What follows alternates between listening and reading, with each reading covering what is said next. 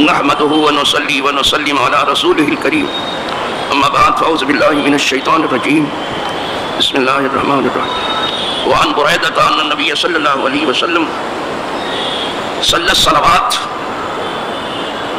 يوم الفتح بوضوء واحد ومسح على خفيه فقال له عمر لقد صنعت اليوم شيئا لم نكن تصنعه فقال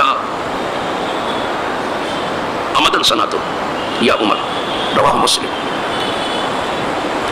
اب اس کے بعد اس فصل میں ایک ہی حدیث ہے، پہلی فصل گزر جائے گی نواقض وضو کی۔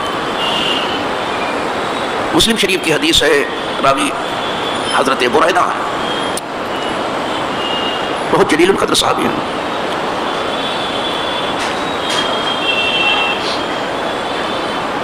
وہ بیان کرتے ہیں کہ بے شک نبی کریم صلی اللہ علیہ وسلم نے چند نمازیں ادا کی فتح مکہ کے دن وضو سے، ایک وضو سے کئی نماز ادا کر لیا۔ یہاں بتایا نہیں کہ کتنی پڑھی، لیکن یہ ضرور بتایا کہ کئی نمازیں ایک ہی وضو سے پڑھ لی۔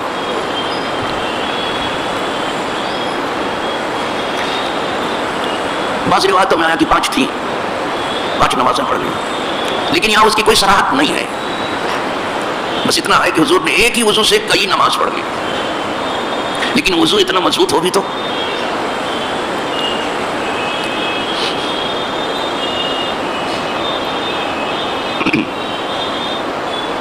اور آپ نے اپنے دونوں موزے پر مسح کیا، پاؤں بھی نہیں دھویا، اپنے دونوں موزے پر مسح کیا۔ اہل سنت و جماعت کے ہاں آپ دیکھیں گے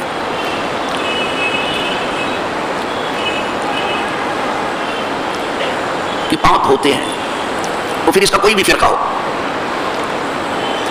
وہ ابھی بھی پاؤں دھوتے ہی ہیں، جو بندی بھی پاؤں ہی دھوتے ہیں، سنی تو اچھی طرح سے پاؤں دھوتے ہیں ماشاءاللہ، لیکن شیعوں کے یہاں پاؤں نہیں دھوتے، ان کے یہاں مسح ہے۔ مسح کہتے ہیں تر ہاتھ کا گزارنا، اپنا ہاتھ بھگو کر کے پاؤں کے اوپر گزار دیتے ہیں، جیسے اپنا ہاتھ تر کر کے سر کے اوپر سے گزارتے ہیں، یہ سر کا مسح ہوا، اسی طرح اپنا ہاتھ بھگو کر کے پاؤں کے اوپر سے گزار دیتے ہیں، یہ پاؤں کا مسح ہوا۔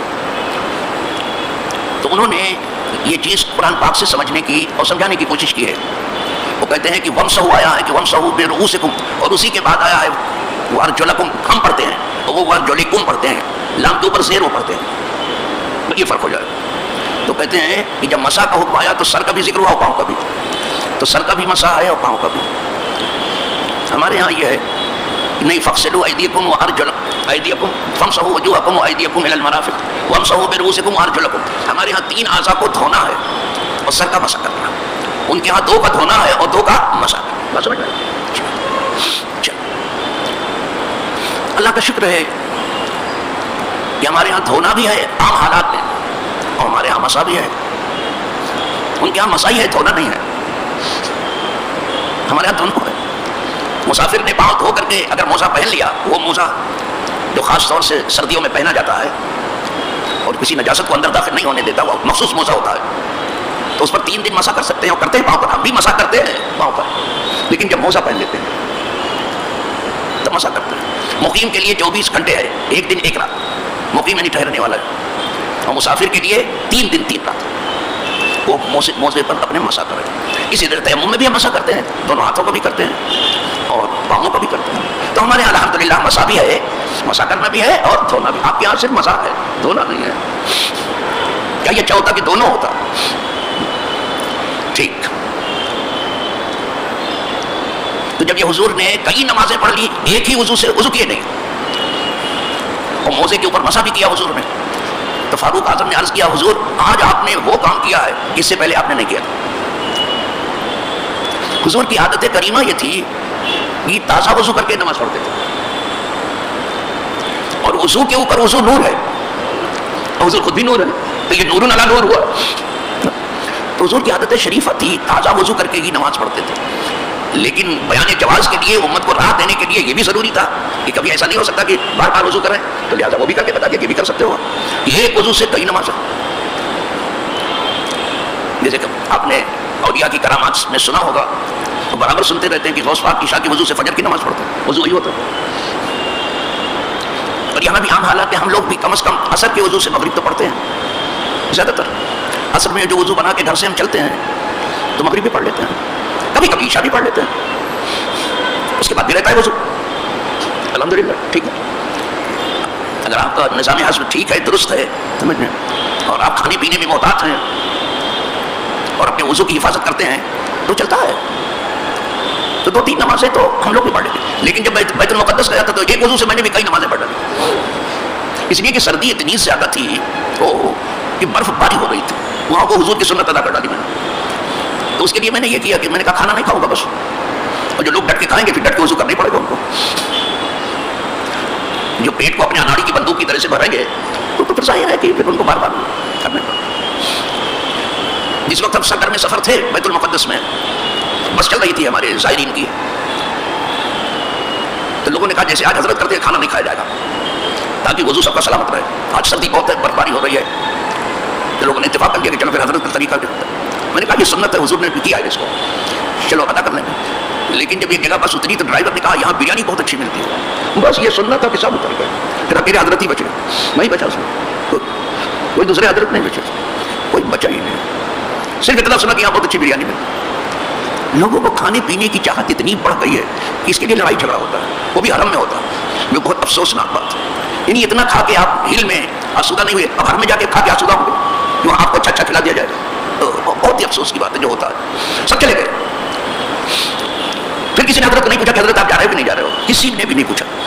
لیکن ان جانے والوں میں سے بیچارے ہمارے چاہنے والے گھاٹوں پر کیا ہیں وہ ساتھ میں تھے، اور انہیں لوگوں کی ضد پر سفر بھی میں نے کیا تھا.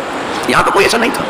ان میں سے ایک آدمی جب وہاں سے آیا تو بولے حضرت نے کچھ کھایا ہی نہیں ہے تو کچھ نہ کچھ لاؤ لیتے چلو. تمہارے لیے ایک سینڈوچ وہاں سے لایا. وہ سینڈوچ ایسی اچھی مجھے لگی، اصل میں کوئی غذا لذیذ نہیں ہوتی، بھوک لذیذ ہوتی. بھوک میں سوکھی روٹی اچھی لگتی ہے، اور بھوک نہ ہو تو بریانی بھی ٹھیک نہیں لگتی. بابا سب سے اچھی غذا جانتے کیا؟ بھوک ہے. مجھے شدت کی بھوک تھی تو وہ مجھے آج بھی سینڈوچ وہ بھولتی نہیں ہے. لیکن میں نے مارے ڈر کے اتنی اچھی لگ رہی تھی کہ میں سب کھا جاؤں، لیکن تھوڑا سا کھا کے پھر دوسرے کو دے دیا. میں نے کہا کہ بھیا پھر تو میں نے کہا نہیں کھاؤں گا، ابھی تو کھا لوں گا. کہا پوری سینڈوچ بھی نہیں کھایا میں، تو میرا وضو سلامت رہا. اور جنہوں نے کھایا تھا پھر بیچارے نے جب برف جیسے پانی سے ان کو وضو کرنا پڑا ہے تو نہ پوچھو ان کی بیچاروں کی کیا حالت ہوئی. اللہ جزائے خیر دے ان کو. خیر میں یہ عرض کر رہا تھا کہ حضور نے فتح مکہ کے دن ایک وضو سے کئی نمازیں پڑھی. ایک دوسرا یہ کہ آپ نے اپنے دونوں موزے پر مسا کیا، دھویا نہیں. یہ 2 کام ہوا. تب عمر فاروق نے یہ جو 2 نیا کام دیکھا نا تب پوچھا حضور آج آپ نے کچھ ایسا کام کیا کہ اس سے پہلے کبھی نہیں کیا. یعنی ہمیشہ آپ تازہ وضو کرتے تھے، پاؤں دھوتے تھے، آج مسا کیا. فرمایا میں نے قصدن کیا ہے، یعنی جان بوجھ کے، تاکہ امت کے سامنے یہ بیان جواز ہو جائے. امت جاننے کی یہ طریقہ بھی درست ہے بالکل. ایک وضو سے کئی نمازیں پڑھ سکتے ہو اور ایک وضو سے ایک نماز پڑھ سکتے ہو، دونوں درست ہے. بس جیسے حالات ہو ویسا کرو، لیکن ویسے عام حالات میں تازہ وضو کر کے کرو تو زیادہ اچھا ہے. بس یہ آج یہ حدیث اس پر ختم ہوئی. اب آج جمعرات ہے، پیر کو انشاءاللہ یہ پہلی فصل ختم ہو جائے گی، اور اللہ نے ہمیں آپ کو اچھا رکھا، زندہ رکھا، اتنی مہلت دی ہمارے آپ کی عمر میں. تو انشاءاللہ منگل کو ہم شروع کر دیں گے اس کی دوسری فصل نواقص. آج اسی پر اکتفا فرمائے. وآخر دعوانا الحمدللہ رب العالمین.